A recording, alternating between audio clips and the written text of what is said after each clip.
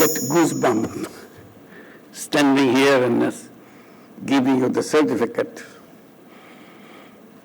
It's a great occasion, very exciting moment for anybody's life to go through a rigorous course of world standard, complete it successfully, and coming to the graduation ceremony. A memorable experience for anybody in the world. So seeing that occasion and going through that occasion and being part of that ceremony, for me, itself an exciting moment, but for you, those who are receiving these degrees today, it's a memory of lifetime. And again, I propose a big applause for all of you who have received the certificate.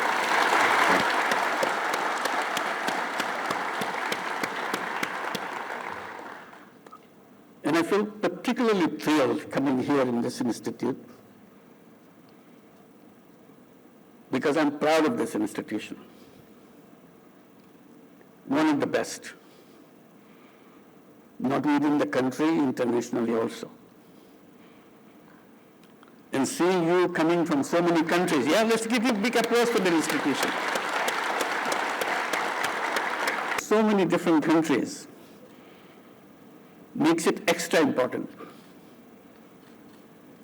Because not only you are coming here to Bangladesh, a country which you never visited before, most probably, and going through a rigorous academic process of great excellence, and then finishing with the graduation is a memory of lifetime. And for me to be able to be part of that is also a memorable event to see you all. While you are in Bangladesh, I'm sure you have familiarized yourself with the country. While you're going through your preparations, your studies for the coursework that you are doing, which is a routine thing, anywhere you go, you'll go through that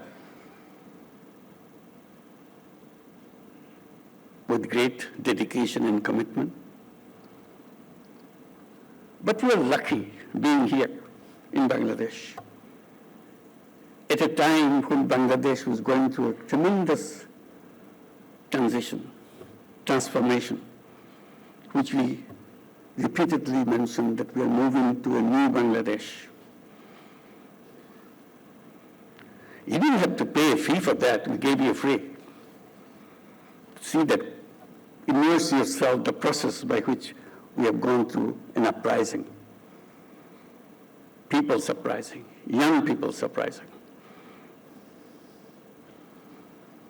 I think that's the great memory will take with you.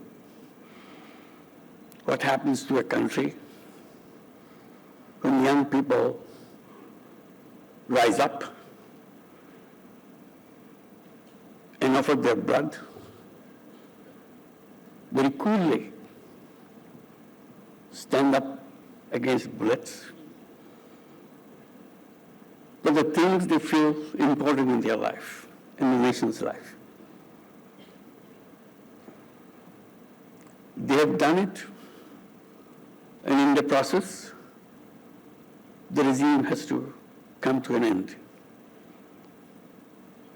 And an emergence of a new country with hopes and aspirations anybody in the world would like to have. These are not just Bangladeshi aspirations, it's a global aspiration. Human aspirations to make things happen in their life. I hope you have absorbed that while you are going through this coursework. Because this is something you will not get anywhere or any other time, even in Bangladesh. We are just lucky to be here. And also, not only our foreign students, also Bangladeshi students, for them to see and imagine what happens next, what role I would have played if I was there. Because we belong to armed services, what role we play as a part of the armed services. One is a student from the university, it's understood. They are free, they can do anything. But armed forces can't do anything they want. They're a disciplined force, discipline of highest order. What does an officer in the army do in a situation of uprising? I'm sure you have debated about it, discussed about it, and talked to each other about it. For you as a student, as observer is one thing. Those who are actually on the job in the army, watching this happen, what do they do? Do they join the students? Do they join the government?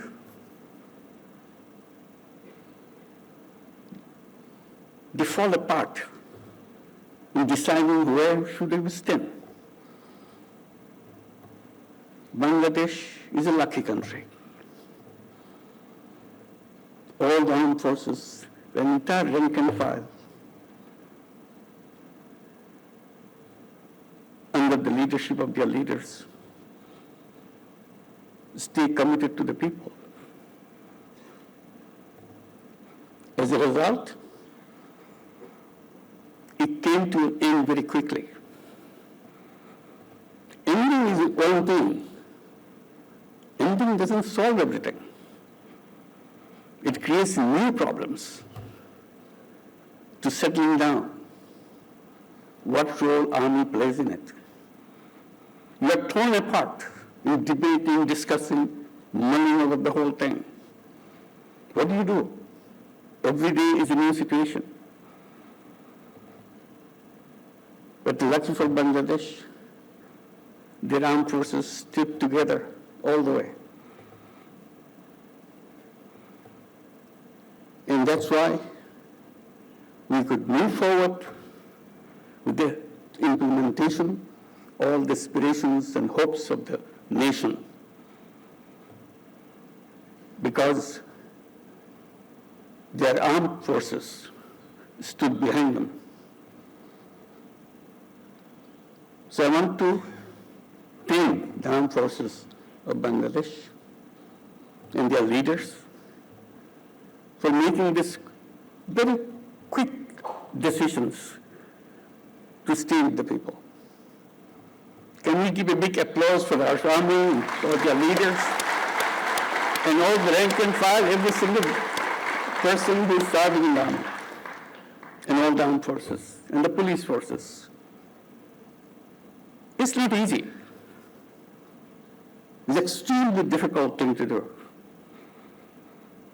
Because your slightest mistake can blow away everything. You are torn apart, whether you are doing the right thing or you're doing the wrong thing. And there are so many advisors freely available. Everybody is saying this way, that way, that way. When Bangladesh armed forces stood firm,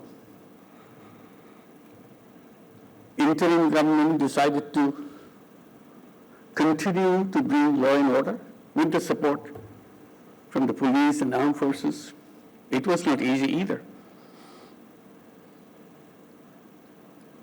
And we committed ourselves to undertake a big agenda, interim government, of reform. The simple thing said, we are not going back to where we are coming from. Then it's useless for all this bloodshed and sacrifices, and the sacrifices of life and the limbs, families losing their sons and their daughters, or getting maimed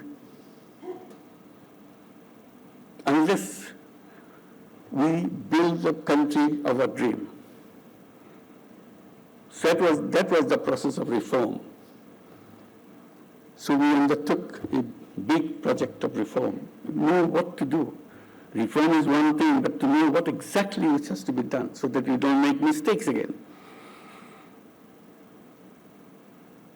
Then the question of trial. Those who have done this terrible thing to us must be brought to the justice. So they were brought to the justice. Then the election. So now the time for election, we are looking forward to it. And we announced the date for February, first half of February. Again, we need the support from our armed forces, from our police, law enforcing agencies, all types, because it is a big undertaking coming from an uprising, moving to an election, which is a very peaceful kind of celebration, mood of happiness and being together, still expressing their own desires and aspirations. So this is the task. I'm narrating on this because you have got all these things as you are here, those who are from other countries. This experience you will carry with you. And also I hope the students who are attending the courses here also analyze what's happening and keep in mind how to decide on your role, what you would have done in a situation like that. So again, this is a great learning process. This institution, this time, you are lucky to have all this in one go. So I congratulate you for that. I hope all our nations will pursue the path so that the desires of the people are reflected in the work of their governments. I thank you for giving me this opportunity to be with you. Now let me read out the written speech, which will be brief. Bismillahirrahmanirrahim, advisors, excellencies, service chiefs, distinguished guests, commandant faculty members, and other officers of a staff college, and my dear graduating officers of the staff college. It is an immense pleasure to be present at the graduation ceremony of the Defense Services Command and Staff Course 2025. The heartiest congratulations to all the graduating officers. I pay my deepest respect to the brave martyrs of the Liberation War, whose sacrifice has earned us an independent and sovereign Bangladesh. At the same time, I express my deepest homage to the martyrs and the exuberant from the July uprising 2024, whose sacrifice has proved us with the historic opportunity of building a new Bangladesh, free from oppression and inequality. Ladies and gentlemen, the Defense Services Command and Staff College, the oldest tri-service institution of Bangladesh, and I must say an outstanding institution of Bangladesh, stands as a distinguished symbol of excellence. This esteemed institution boasts a proud legacy of shaping future leaders. And I just mentioned how they have been producing those leaders who stood in front of an uprising and took the right decision. The presence of officers from the Army, Navy, Air Force, and Bangladesh Police fosters a shared understanding of our nation's interests and strengthens collaboration across various organizational roles. I'm happy to know that since 1980, a total of 5,729 officers have graduated from this college, including 1,465 officers from 46 different countries. They are our ambassadors who came, our ambassadors to your countries and your country's ambassador to us. We are very proud of your participation. And 3 officers from Bangladesh Police are graduating today. A total of 311 officers, including 58 officers from 23 friendly countries and 3 officers from Bangladesh Police are graduating today. This ceremony is a testimony to their commitment, sincerity, and hard work. I'm confident that your journey at the Staff College has been a period of intellectual growth and professional development. And of course, many soul-searching about the role you could play in a situation that we have gone through recently. Dear course participants, like many other nations, our country faces numerous challenges, both internally and externally. As officers of the armed forces, you are to dedicate to these challenges, going beyond to traditional security challenges. The modern conflict scenario is further complicated by technological advancements, cyberspace, near space, media, including social media, misinformation, disinformation, and multifaceted geographical and geostrategic issues. You need a deeper understanding of these future security landscape in navigating such complex dynamics. You must always remember our national geographic potentials, geostrategic potentials, and vulnerabilities so that you are able to protect our national interest at any cost. I'm very happy to know that your course curricula has deepened your understanding and knowledge of the modern day's challenges and included subjects like national and international security affairs, peace and conflict studies, cybersecurity, artificial intelligence, and strategic studies. Nevertheless, I believe that the heart of the soldier must always beat with the peace.